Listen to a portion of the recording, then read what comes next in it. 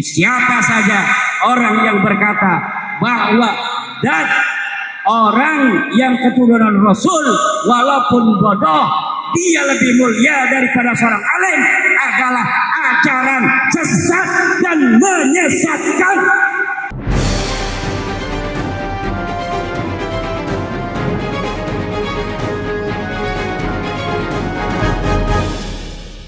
Assalamualaikum warahmatullahi wabarakatuh.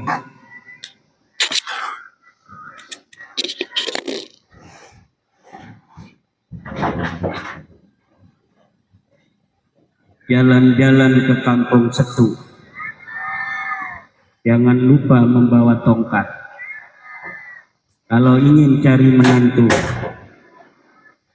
jangan lupa yang pakai jubah coklat. Alhamdulillah, alhamdulillahi wahdah, sadaqa wa'dah, wa nasara 'abdah, wa 'adda jundahu wa zamal ahzaba wahdah, la syarika lah. Asyhadu an la ilaha illallah wa asyhadu anna Muhammadan 'abduhu wa rasuluh. Wassalatu wassalamu ala sayyidina Muhammadin wa ala alihi wa ashabihi at-tayyibin at-tahirin. Ya Hayyu ya Qayyum ya Hannan ya Mannan ya Dayyan ya Sultan ya Dzal Jalali wal Ikram. Allahumma ij'alna wa auladana wa azwajana wa dhurriyyatina wa tullabana min awliyaika al-muqarrabin wal ulama'il 'amilin ar-rasikhin al-'abidin az-zahidin al-mutawadi'in المفتوحين المرزوقين المحبوبين المجاهدين الطاهرين. أما بعد فيا أيها العلماء, yang saya hormati, yang saya muliakan, pengasuh Pondok Pesantren As-Sa'adah Abuya Kiai Haji Ahmad Ghazali beserta Ibu Nyai Jamilah,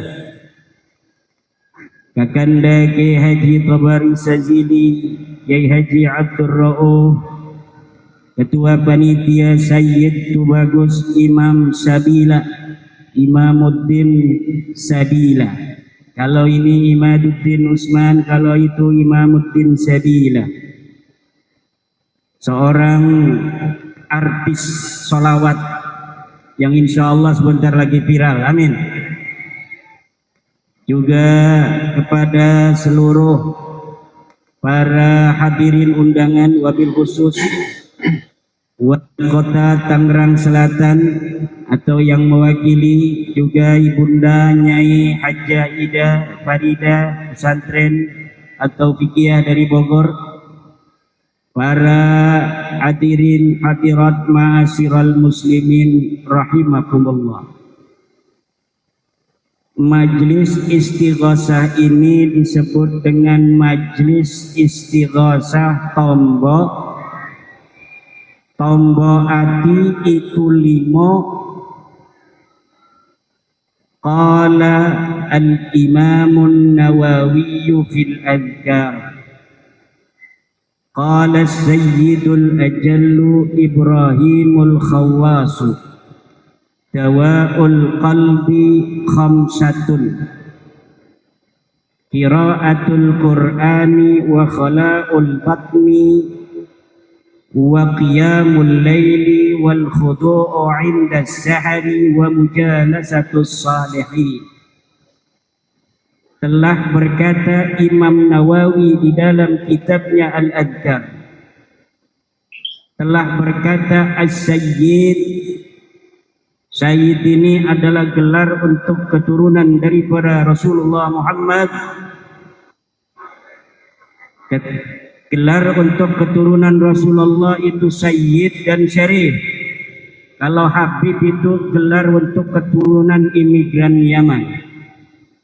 Kalau Sayyid, Syarif secara tradisi dan kebudayaan Islam adalah gelar yang biasa disematkan untuk para keturunan Sayyidina Hasan dan Sayyidina Husain di Arab Saudi. Kalau di Indonesia para sayyid itu di Banten disebut dengan Tubagus. Seperti Sayyid Tubagus Imamuddin Sabila. Sini juga ada yang hadir nih, Ketua Rabitah Babat Banten Tubagus Soleh. Ada juga Sayyid Abdul Ghani, Lutfi Abdul Ghani, Sayyid Supriyo. Tubagus Imam ini bersama saya di pemangku adat Kesultanan Banten. 12 pemangku adat Kesultanan Banten 2016 itu terdiri dari Ketua Forum Komunikasi Informasi Duriat Kesultanan Banten. Ketuanya adalah Tubagus Imam Sadila, dan juga Ketua Babat Banten Tubagus Soleh hadir di sini. Kemudian Ketua Rabitah Babat Kesultanan Banten Tubagus Mogi, Ketua Kenadiran Tubagus Abbas Wase, dan masih beberapa lagi 12 orang pemangku adat. Itulah para sayyid dalam tradisi Kesultanan Banten disebut Tubagus yang mau pakai. Kalau kayak Kiai Tobari, Kiai Ahmad Ghazali nggak perlu pangkat-pangkat sayyid, nggak perlu pangkat Tubagus. Pangkat kiai lebih tinggi dari pangkat-pangkat nasab inda jumhuril ulama. Ada yang ngomong, katanya kalau turunan Nabi walaupun bodoh lebih mulia dari kiai. Katanya kalau turunan Nabi darahnya darah Nabi, walaupun dia gila tetap lebih mulia dari para kiai.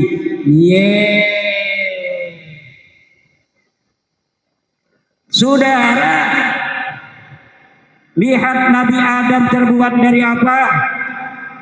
Tanah. Malaikat terbuat dari apa? Cahaya. Secara zat yang lebih mulia tanah, apa cahaya? Tetapi kenapa Allah perintahkan malaikat-malaikat Allah untuk sujud terhadap Adam? Karena Adam mempunyai ilmu. Jadi ajaran yang tidak sesuai dengan ajaran Al-Quran, inna akramakum indallahi atqakum. Ajaran yang tidak sesuai dengan ajaran baginda Nabi besar Muhammad, la fadla li arabiyyin ala a'jamiyyin. Orang yang berilmu sifat aradi, orang keturunan Nasr sifat zati. Nabi Adam terbuat daripada tanah zati, malaikat terbuat daripada cahaya zati, tetapi yang terbuat dari tanah tidak boleh sujud yang terbuat dari cahaya. Kenapa? Karena Adam yang punya ilmu, bukan malaikat. Malaikatlah yang diperintahkan sujud terhadap Adam. Usjudu di Adam fasajadu illa. Yang tidak mau sujud pada orang yang punya ilmu, yang tidak mau kalah pada orang yang tidak punya ilmu, orang yang tidak mau sujud pada orang yang punya ilmu karena dia merasa zatnya lebih baik daripada orang yang punya ilmu, maka dia sama dengan iblis. Saudara, jangan macam-macam mengajarkan ajaran-ajaran sesat di bumi Indonesia, bumi Wali Songo. Indonesia Islamnya Islam Wali Songo, saudara. Islam yang penuh kearifan, Islam yang diturunkan bersama cinta dan kasih sayang. Seorang pengasuh bukan hanya pengasuh, tapi dia juga pengasuh dan pengasih Pondok Pesantren As-Sa'adah Kiai Haji Ahmad Ghazali. Itulah yang diajarkan saudara oleh para wali songo, leluhur-leluhur kita dalam menyebarkan Islam di Indonesia. Ajaran bagaimana umat-umat yang ada di Indonesia dia bisa bertauhid kepada Allah, tetapi kemanusiaannya tetap dimuliakan sebagai manusia.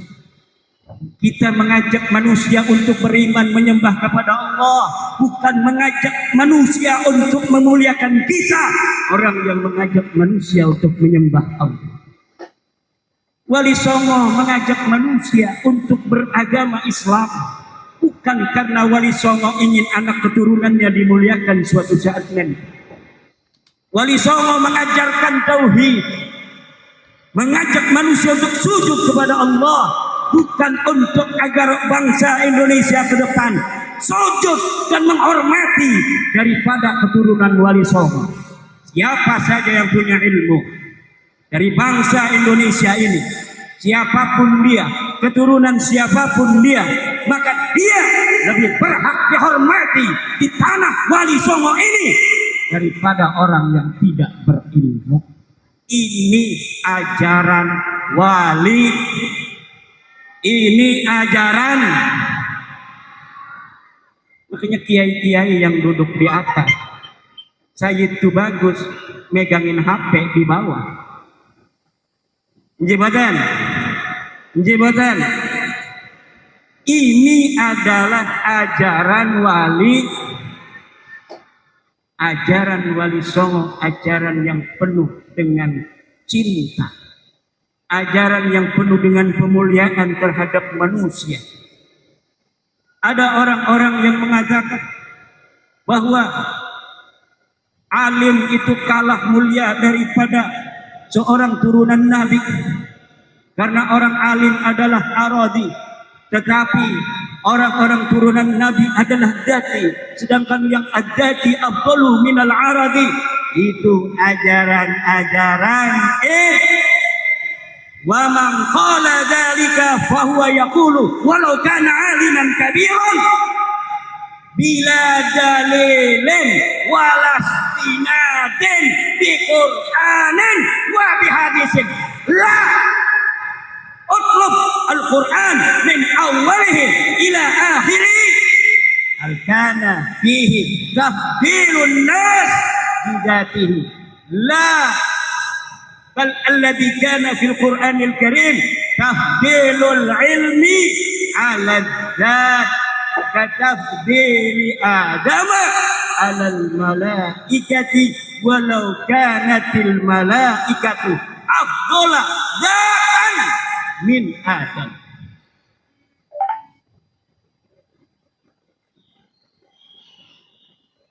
Kenapa kamu tegang-tegang begitu?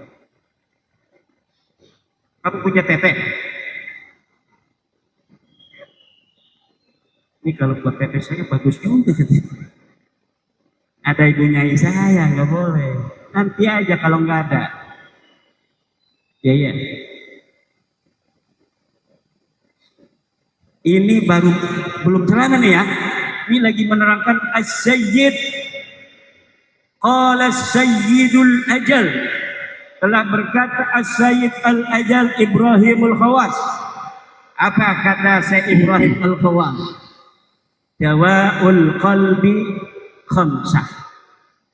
Tombone atiku ya limo. Tombone ati ya siji napa? Tilawatul qiraatul, baca Quran, keheningan malam. Ketika teman-temanmu dalam tidur penuh mimpi-mimpi yang indah, kau bangun, cari tempat wudhu. Jangan engkau pedulikan suara apapun di sekitarmu. Ada suara, jangan kau takut. Karena tidak pernah ada di televisi, di berita-berita, orang yang pernah mati karena dia diganggu pocong. Tidak ada. Tidak pernah ada di TV One berita seorang wanita tergeletak tewas setelah di ling oleh wewe gombel. Tidak ada. Yang jahat itu manusia. Kalau engkau lagi berjalan membawa sebuah sepeda motor di lorong-lorong yang sempit, lorong yang tidak ada orang, yang sunyi sepi di sana. Hati-hati kalau ada orang berdiri, karena dia bisa jadi begal. Tapi kalau dia berupa pocong, jangan takut, karena tidak pernah ada sebuah berita seseorang dibunuh oleh seekor pocong. Tidak ada. Kamu permisi aja, ini pocong. Kamu lewat, permisi cong. Kalau kamu sudah berani begitu, kamu hakko adalah santri as-sa'adah, murid Abah Ghazali yang sakti. Kita mau ke kamar mandi, malam-malam cewek kan, kamar mandinya belakang. Ada yang berdiri, rambutnya panjang. Enggak usah takut, sebut nama saya, Imaduddin. Kata si wewenya yang lagi viral ya. Saya juga nonton YouTube gitu. Biarin aja, nggak usah kamu hiraukan. Tidak ada ketakutan bagi santri kecuali kepada Allah.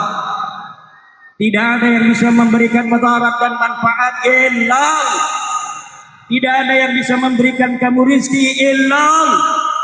Kalau Allah sudah katakan kamu tinggi pangkatnya, walau seluruh manusia menginjak-injak kamu agar tidak bisa tinggi pangkatnya, tidak akan berhasil, saudara. Kalaupun engkau ingin tinggi pangkatnya, engkau bayar manusia untuk meninggikan pangkatmu, engkau bayar manusia untuk memanggilmu seorang kiai. Kalau Allah tidak ingin mengangkat tinggi pangkatmu, maka engkau jadi apa seperti apa dirimu yang sebelumnya. Maka jangan pernah takut apapun. Jangan pernah takut akan apa yang akan terjadi, dan jangan pernah sedih dengan apa yang sudah terjadi. La khaufun alaihim walahum, la khaufun walahum. Ciri-ciri waliullah adalah tidak pernah takut, saudara, dengan apa yang akan terjadi, dan tidak akan pernah merasa sedih dengan apa yang sudah terjadi. Dulu kita punya calon suami ganteng rupanya, pintar orangnya, tapi kemudian dia tidak jadi jodoh kita, malah kita dikirim undangan oleh dia. Apa yang akan terjadi dengan dirimu? Engkau akan menangis atau tersenyum? Kalaulah seorang wali Allah engkau telah angkat, maka biasa saja engkau membaca Masya Allah, Alhamdulillah, moga barokah. Tapi saudara, yang terjadi dengan kita bukan seperti itu. Betul? Kita menangis sejadi-jadinya, kita ambil gunting, kita potong rambut kita, seakan-akan kita tidak bisa hidup dengan si dia. Padahal mungkin saja di situ ada persiapan Allah untuk kemuliaanmu. Kalau engkau nikah dengan pilihan ayahmu, akan lahir dari rahimmu ribuan para wali Allah sampai hari kiamat nanti. Kita tidak akan pernah tahu akan hikmah yang terjadi yang telah ditetapkan oleh Allah dalam qada'nya. Namun kadang-kadang manusia membuat dirinya menjadi susah sendiri. Manusia membuat dirinya seakan-akan bisa melakukan apapun.